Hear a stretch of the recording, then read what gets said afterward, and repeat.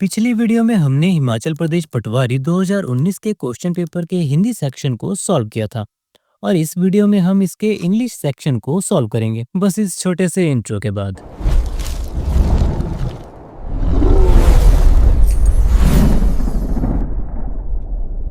इसमें question number 26 and 27 के लिए डायरेक्शन दी गई है कि इनसे मिलते जुलते शब्द यानी इनके सिनोनिम्स बताओ। Vocation means a person's employment और हिज मेन ऑक्यूपेशन। इससे हमें पता चल गया कि option C that is occupation vocation का सिनोनिम होगा। हॉलीडे एंड ब्रेकअप तो आपको पता ही है। And virtue means doing what is right and good, having strong moral qualities. Next is imperious, जो कि एक एडजेक्टिव है और दर्शाता है एरोगेंस को। एक इम्पीरियस पर्सन को लगता है कि वो ही सबका बॉस है। ऑप्शन ए है प्राउड। इसके नेगेटिव और पॉजिटिव दो मीनिंग होते हैं और नेगेटिव वाला एरोगेंट यानी इम्पीरियस को दर्शाता है। टेम्पर नाउन है जो किसी पर्सन के मूड को बताने के लिए प्रयोग होता है। Tamper, to tamper means to interfere with something often secretly और डिस्टेंट तो आपको पता ही है, कुछ भी समय या स्थान से दूर। अब क्वेश्चन नंबर 28 से 31 तक डायरेक्शन है कि करेक्ट डिटरमाइनर बताओ। Determiner is a word that comes before a noun, for example, articles, demonstrative pronoun, possessive pronoun and numbers। ये क्वेश्चन इस सेंटेंस का टेंस पूछ रहा है। She will have been served food। Sentence में will है तो फ्यूचर होगा, means option A is wrong. फिर हैव है, मतलब परफेक्ट या परफेक्ट कंटिन्यूस में से एक होगा, लेकिन कंटिन्यूस में तो वर्ब के साथ आईएनजी होता है, इसलिए फ्यूचर परफेक्ट होगा। इसमें हैव के साथ बीन भी लगा है, तो ये फ्यूचर परफेक्ट टेंस का पैसिव वॉइस है। टेंस मैं आपको इंग्लिश की वीडियो में सिखाऊंगा, जिसमें आप केवल वर्ब एंड हेल्पिंग वर्ब को देख के ही बता देंगे कि इसमें कौन सा टेंस है। Next question is this lesson is dash difficult. यहाँ लेसन एक कॉमन काउंटेबल नाउन है, लेकिन द लिटिल एंड मच ज्यादातर अनकाउंटेबल नाउन के साथ यूज होते हैं। For example the little money, much water, तो ये दोनों तो नहीं होंगे। बचे टू एंड वेरी। टू हम एक्सेसिव डिफिकल्टी के लिए यूज करते हैं, means too difficult to understand. अब भैया लेसन ही है, इतना भी डिफिकल्ट थोड़ी होगा कि समझ ही ना आए, इसलिए इसका आंसर वेरी होगा। Very is a common intensifying adverb meaning to a great extent, माने कुछ हद तक। अब आप सोच रहे होंगे कि टू फिर कैसी परिस्थितियों में आएगा। आइए फिर एक एग्जाम्पल से देख लेते हैं।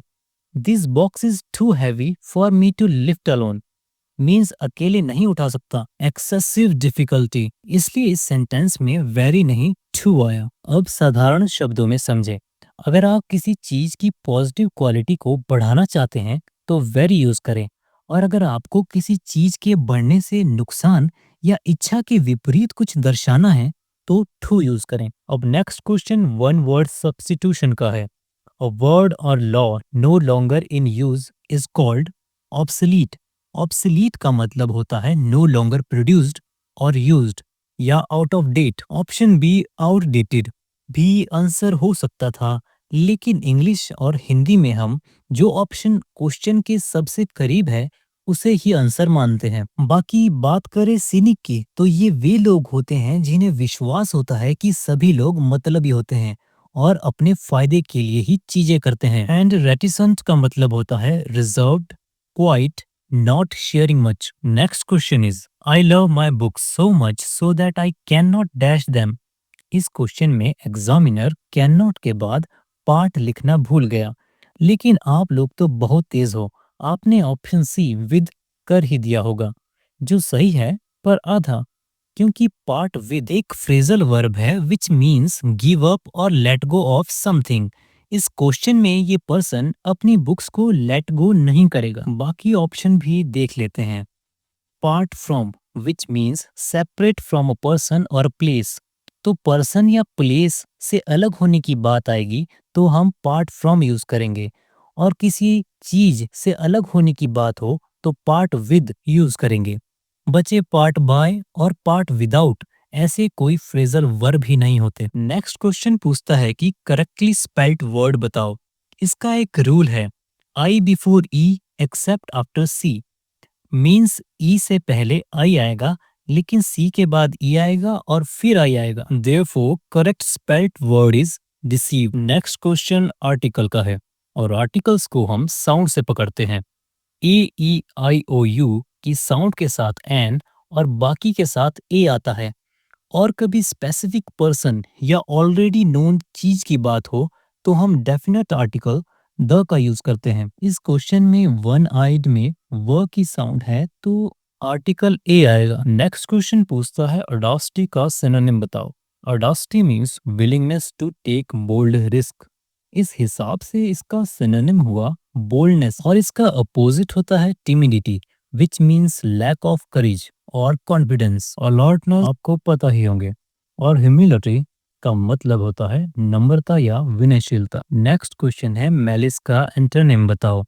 Malice Latin root word malus से बना है which means bad and evil. तो ऑप्शन में गुडविल को छोड़कर सभी नेगेटिव वर्ड हैं and spite means a desire to hurt someone, इसलिए option A is correct. Next direction है कि इनकी इनडायरेक्ट स्पीच बताओ। The teacher said to the students let us start a new lesson. Question में let अस बताता है suggestion या proposal को, लेकिन ऑप्शन ए में तो आस्क दिया है तो ये रॉन्ग होगा। इनडायरेक्ट स्पीच में let us changes to that they should और दैट वी शुड। तो क्या इन दोनों में से कोई भी हमें किसी ऑप्शन में दिख रहे हैं?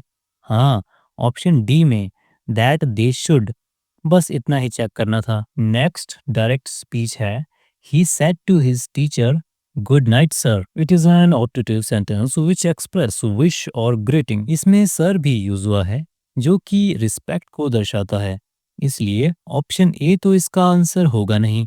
ऑप्शन बी कहता है he respectfully wished his teacher good night.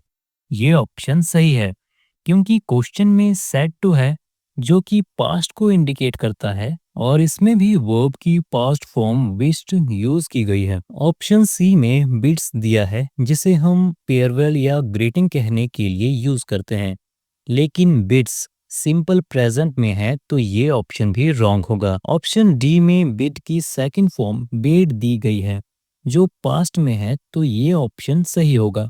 Means B and D grammatically correct हैं। हालांकि रिपोर्टेड स्पीच में हम ग्रीटिंग जैसे गुड नाइट और फेयरवेल के लिए बेड यूज करते हैं जो कि ज्यादा प्रिसाइज एंड ट्रेडिशनल लगता है, इसलिए ऑप्शन डी आर्ग्यूबली बेटर है ऑप्शन बी से। From questions 38 to 43 we need to choose the correct synonyms. Prohibit means to formally stop something by law, so the correct synonym is ban, because allow and grant are antonyms. As for sanction, it has two meanings: permission and penalty. Next, regret. Its synonyms are not happy, bloom, or reproduce. So the only suitable word is repent, which means to feel deep sorrow or remorse. Whimsical means playful, imaginative, and slightly unusual. Therefore, sad, sorrow, and mad are not similar in meaning. The correct synonym is amusing, which means something that makes you laugh, smile, or entertains you. Intermittent means occurring at irregular intervals, not continuously. Its synonym is periodic, as it also refers to something that occurs at intervals. Intermingle means mix together. Indifferent means lacking sympathy or concern. Transmit means to send or pass something from one place to another. Obstinate means stubbornly refusing to change one's opinion, even in the face of good arguments. So the synonym is stubborn, and absolute means complete. Obsolete means outdated or no longer in use, as you already know it from question 30. Finally, cardinal means essential, primary, or most important. So the correct synonym is chief. Correct and formal are straightforward words you are already familiar with, and cardiac refer to the heart. Questions 44 से 46 में हमें सही preposition fill करनी है। He deals dash stationery। यहाँ deal एक phrasal verb की तरह यूज हो रहा है मीन्स डील के साथ अलग अलग प्रेपोजिशन लगने से इसका अर्थ चेंज हो जाएगा। Deal with means to handle a situation और a person. Deal in means to buy and sell a product. तो क्वेश्चन में स्टेशनरी प्रोडक्ट है, ना कि कोई सिचुएशन और अ पर्सन, तो ऑप्शन डी इज करेक्ट। बाकी डील एट और डील ऑन जैसे कोई फ्रेजल वर्ब नहीं होते। Next is the tiger was killed dash the hunter. ये तो आपने देखते ही कर लिया होगा, है ना। ये सिंपल पास्ट टेंस का पैसिव वॉइस है, तो इसमें प्रपोजिशन बाय ही आएगा। Next question is he is weak dash chemistry. अब ऑप्शन को देख के हम ये तो बता ही सकते हैं कि विद एंड इनटू तो यहाँ आने से रहे, तो कंफ्यूजन सिर्फ एंड इन में ही होगी। वैसे ग्रामेटिकली एट एंड इन दोनों ही यहाँ करेक्ट है। फिर भी सामान्यतः हम वीक एट किसी स्किल या एबिलिटी के लिए यूज करते हैं।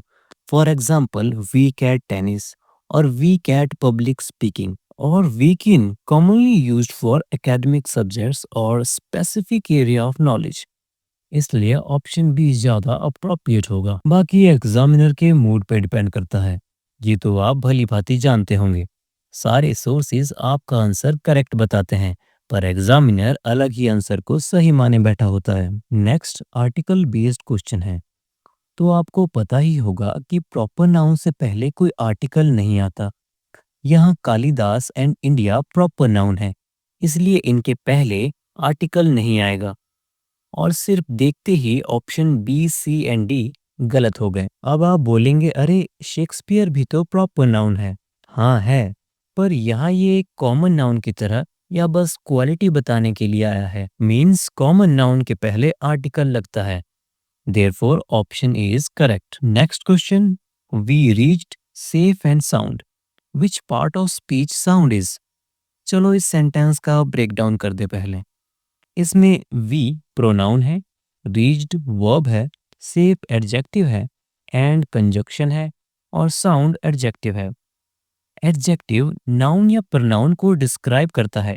यहाँ सेफ एंड साउंड वी को डिस्क्राइब करते हुए कह रहा है कि हम सही सलामत पहुंच गए, तो option C is correct. Next question is choose the correct gender of fox. Fox की वाइफ होती है विक्सन, ऑक्स की काउ, बोर की साउ, और वॉस्प की कोई वाइफ नहीं है, इसका सिर्फ एंटमैन दोस्त है, क्योंकि दोनों ही इंसेक्ट हैं। Last question of English languages, young one of sheep. तो लैम होता है शीप का बच्चा। बाकी कब होता है लायंस, बियर, वोल्स एंड टाइगर्स का। काफ होता है कैटल, एलिफेंट्स एंड व्हेल्स का, और फोल होता है हॉर्स या डोंकी का। नेक्स्ट वीडियो में हम आपके फेवरेट सब्जेक्ट मैथ्स के क्वेश्चन सॉल्व करेंगे।